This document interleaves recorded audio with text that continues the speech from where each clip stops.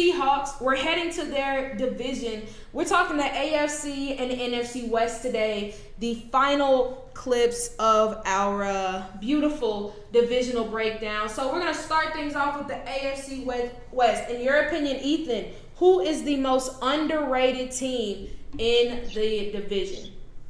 In my opinion, the most underrated team has to be the Los Angeles Rams. They are a team that have, over the recent course of years, been a really solid team. The only thing that we all feel like they were missing was a quarterback. And I think that they have that said quarterback now in Matthew Stafford. In my personal opinion, they're the most complete team in that whole division. But they just don't get the love because it's like, you have the Seahawks with Russell Wilson and DK Metcalf. You have the 49ers. They're a very historic organization, and they have a new rookie quarterback that's drawing a lot of news. But it hasn't been that much talk about how the Rams could potentially just overtake that division. I'm going to say Seattle is the most underrated team. I think that I would disagree about the Rams not getting much recognition because they've kind of catapulted themselves into like a Super Bowl conversation with getting Matthew Stafford, whereas Seattle is kind of like they're the team that everybody forgot about. We know that Russell Wilson is great. We know Jamal Adams is a dog. We know that Bobby Wagner is going to tackle everything in sight.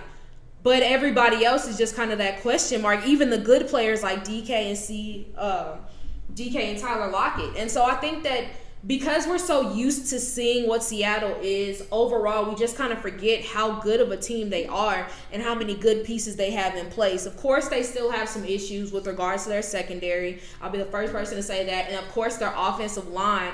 But this is a team that still always finds a way to compete. Is that 95% because of Russell Wilson? Yeah, but we still know that they're going to be a competitive team and going to give you their all, even if they do have other deficiencies. Moving on to the most overrated team in the division, this is where I have the San Francisco 49ers. I understand that in 2019 they had a tremendous defense. Their run game was run perfectly. George Kittle was the man. Everything seemed to be clicking on their way to the Super Bowl. I get it. However, I am not just going to ignore everything that came before that and everything that has happened after. I'm not going to ignore the fact that their secondary is arguably on paper one of the worst in the league.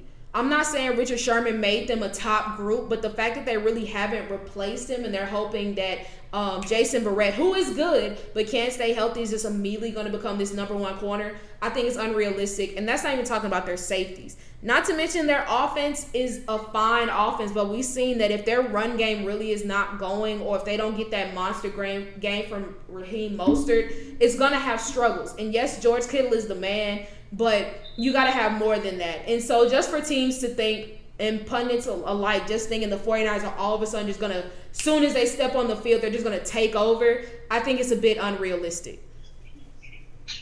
Yeah, I'm in complete agreement with you with the 49ers for everything that you just stated. Like, the reality is they don't have a great secondary.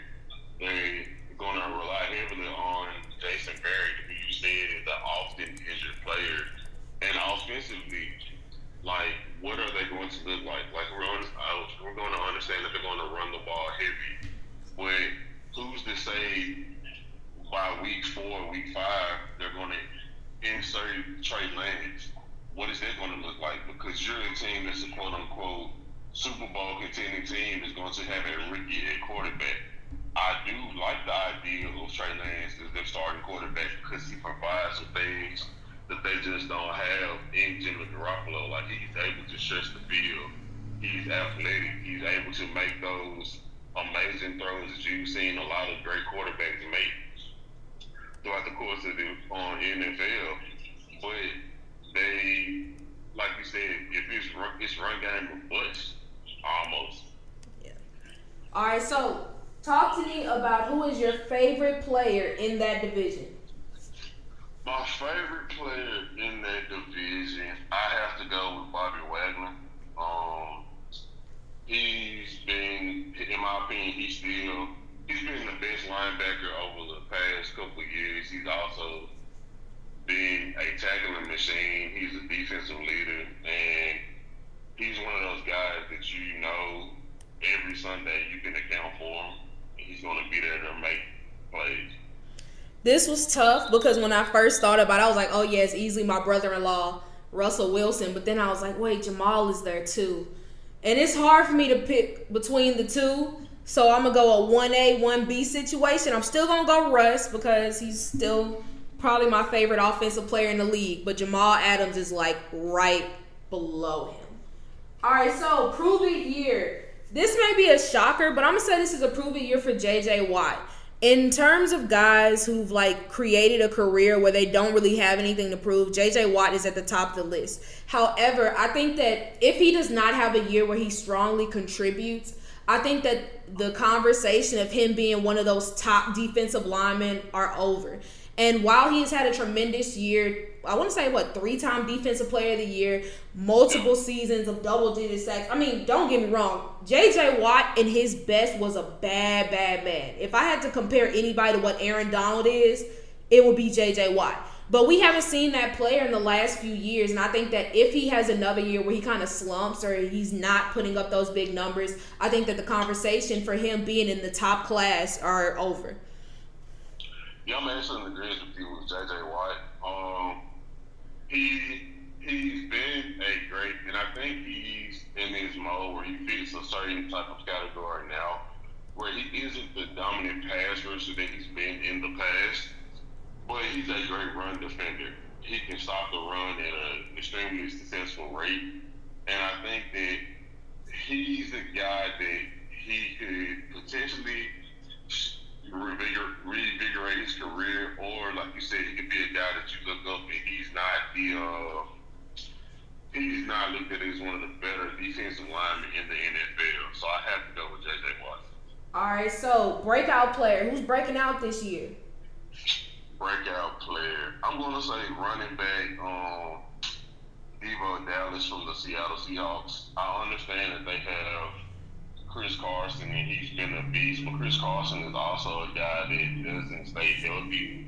So, and Devo Dallas, he's shown flashes before this season, but I think this is going to be the first season when he finally can put some stuff together and look like a really good player. All right, I'm going to stick with in the desert. I'm going to say Isaiah Simmons. He was a guy who I was incredibly high on last year coming into this draft, mainly because of his versatility. But unfortunately, he had some nice showings as a rookie, but he really wasn't able to put it together. But I think that now with more defensive faith in him and the bodies up front, I think that's going to create a lot more opportunities for him. And I think that he's going to be able to show why he was such a talked about defensive product. And I'm excited to see what he's going to be able to do this year. Moving on to rookie to watch, I tried to stray away from like the bigger names or like the quarterbacks. But in this case, and considering the other rookies in the division, I gotta go with Trey Lance. I think that Trey Lance is gonna be a guy who, I think more so than Jimmy G, is gonna determine their future. I think that if he can play to the potential of what they drafted him to be, I think that he can really prove to be a great player and really help usher in this new era of the 49ers, who are a perennial playoff threat. Because with Jimmy G, I don't really see that. Do I think they're going to be a team that's competitive? Yeah, sure, but I think they're still going to be an average team. And I think that Trey Lance is going to be what takes them from average to above average.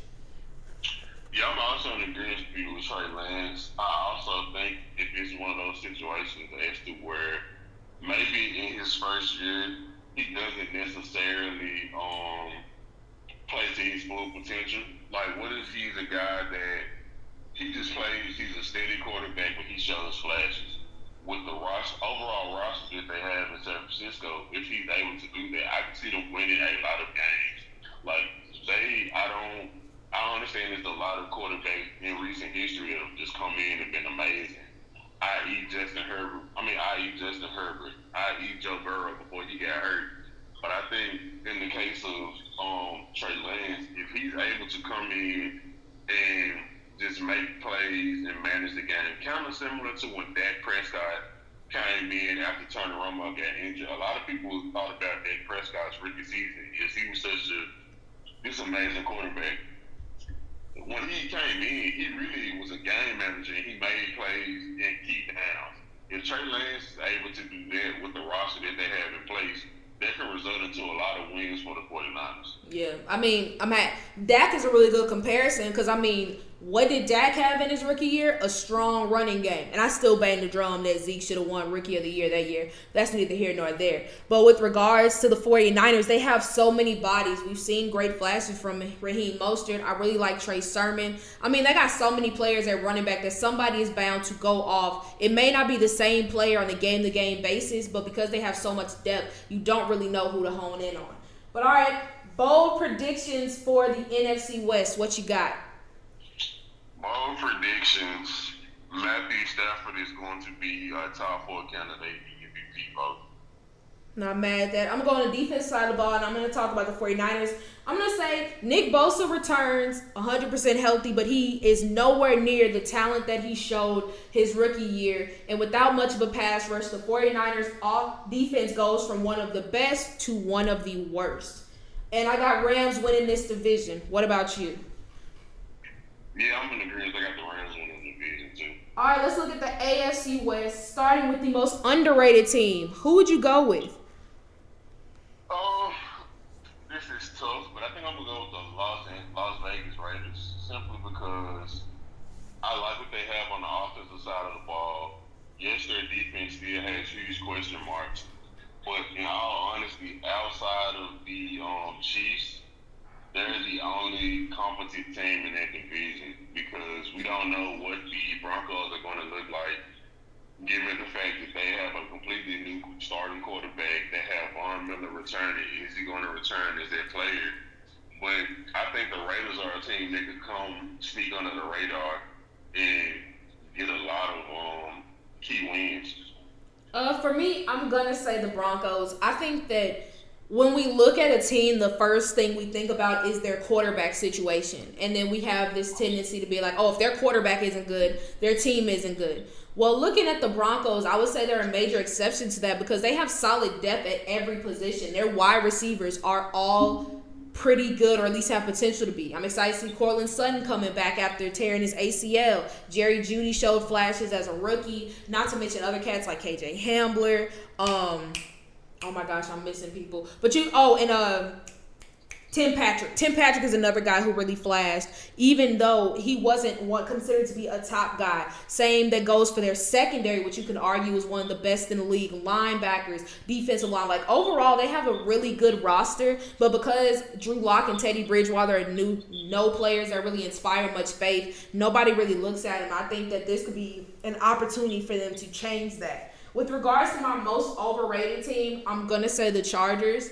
And not even just because of Justin Herbert. I think that it's going to be tough for him to replicate the success of his rookie year. And that's just for any rookie who had success.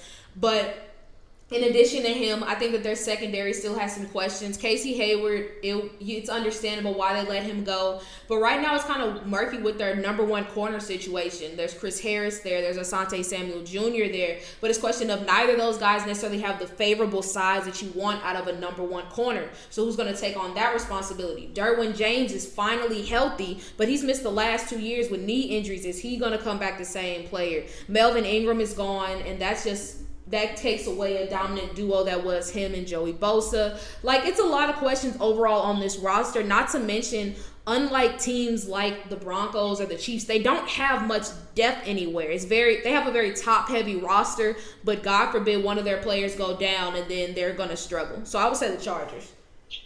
Yeah, I'm also in agreement with you with the Chargers. I do like the moves that they made as far as fortifying their offensive line, but like you stated, they don't have any depth. If one of their offensive linemen gets hurt, who's going to step in behind them? Are they going to be complacent enough to actually help them win games? Like you stated with not Joe Burrow, but Justin Herbert. Are you going to be able to replicate the success of your rookie year? Now teams have tape; they can study your tendencies. We all know that NFL defenses, they hone in on the tendencies of offenses. They hone in on what you like to do, what gets you uncomfortable, and now they have a full season of tape to look at to see what makes you tick. Also, you stated their pass rush and their defense isn't going to be the same. They've never been a great defense to begin with, but they lost Melvin Ingram. They lost one part of their 1-2 punch. So I definitely have to go with the Chargers also. All right, this was probably one of the tougher divisions to pick this, but who is your favorite player of the division? I'm not gonna lie, this is tough. For me, it's stuck between two players. Actually, no, it's not. It's Chris Jones. Okay, fair. I was stuck between Von Miller and another Kansas City Chief, but I gotta go Killer Trav. I love me some Travis Kelce. He's one of the most entertaining players in the league. I mean, I already stated multiple times, he's my favorite white boy in the league. He is, I'm sorry, if you can throw a flag back at a ref, I recently watched that clip again and it still made me laugh. I mean, you're going to have a special place in my heart. Not to mention he's a great player. He's a philanthropist in his own right. Like, Killer Trav is a bad man. Definitely my favorite player. Von Miller was close. He was second, even though the BS this past offseason. But no, I love me some Von Miller too. All right, so who is needing a prove-it year in your opinion? The man that you just mentioned, Von Miller. I think before a couple seasons ago, he was showing the decline as not being a dominant pass rusher. I think a lot of that had to do with injuries, and then again this past season he was injured. I think he's in a prove-it year to show that he can actually stay healthy and show that he can step up to the level of play that he has in the past. I mean, Von Miller, when healthy, is one of the best pass rushers in the NFL. It's no debate in my personal opinion. But he was showing that he's not been healthy and he has trouble staying healthy. And because of that, his production has dipped down. I could see that. I went a coach before, and I'm going to go a coach again. I'm going John Gruden. Anytime you give a head coach a 10-year, $100 million deal, you are expecting at least one Super Bowl. And while the Raiders have done some solid things this offseason, I would not call them a Super Bowl candidate. I have a hard time even saying they're a playoff candidate right now. And so I think a big part of that is because of John Gruden. Some of his decision-making since he's been on the team has not been great. Case in point, trading Khalil Mack, which is still one of the stupidest moves that have taken place in the last 5 years. And then, as you can see, they still have never been able to refill that hole. You look at other positions on the team that they could have had solutions to, but did not make it happen. And it's not all on John Gruden, but as the head coach, as someone who's probably the biggest face on the team, he has to take the brunt of it. And I think that if they don't at least carve out a year where they make the playoffs or get very close to it, I think that we could see John Gruden out of the NFL again and back on ESPN. But let's change gears to breakout player. My breakout player is going to be cornerback Mike Hughes for the Kansas City Chiefs. He was a guy who was traded from the Vikings, a former first-round pick, I believe, who honestly, when he was on the field, he was able to make plays, but time and time again, we see those guys who are playmakers, but they can't stay healthy.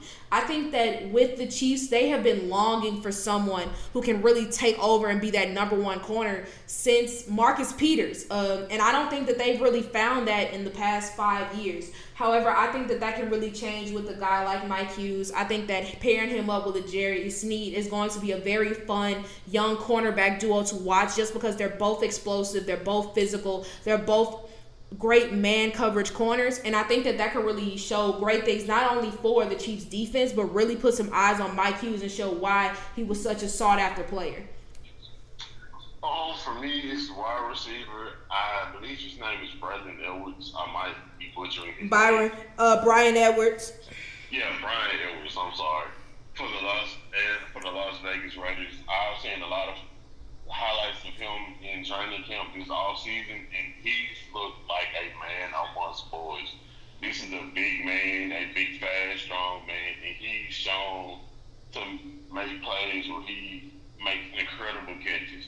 And I think, given the fact that the Raiders, in my opinion, don't have their true number one wide receiver, I think he can step in and potentially fulfill that role. All right, which rookie are you watching? Which rookie?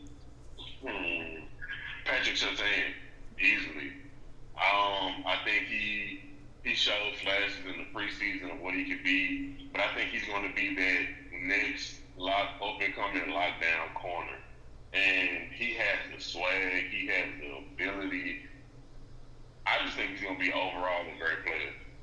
For me, I'm going to say another corner. I'm going to go Asante Samuel Jr. I mentioned my hiccups with the Chargers secondary. And while I do love them drafting Asante Samuel Jr., I'm interested to see how he fits in. I mean, he's a player who has a similar play style to that of Chris Harris, who was a player they already have, who was a well-known slot corner. So I'm interested to see how his role carves out. Where is he going to be positioned, and how is that going to work for this defense? I mean, by watching him at Florida State, you wouldn't even really trip off his size because he was still a dog. And if he's able to translate that to the NFL, that could be a great thing for the Chargers.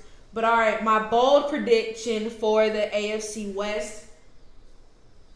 I have no beef with the Chargers, but I'm not drinking the Kool-Aid. I'm not buying the hype, and I think that they finish this season at the bottom of the division. Whoa. That is a bold prediction. The sophomore slump.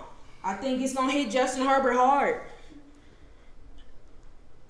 My bold prediction is the Las Vegas Raiders are going to sneak in and make the playoffs. Man, they better. They better for everybody's sake. All right, who you got winning the division? I think we're both going to say Chiefs, but... Yeah, for sure the Chiefs. All right. Like the juggernaut. Yeah, I mean, it'd be fun if we could, say anybody but the Chiefs, but let's be honest. We know it's going to be the Chiefs.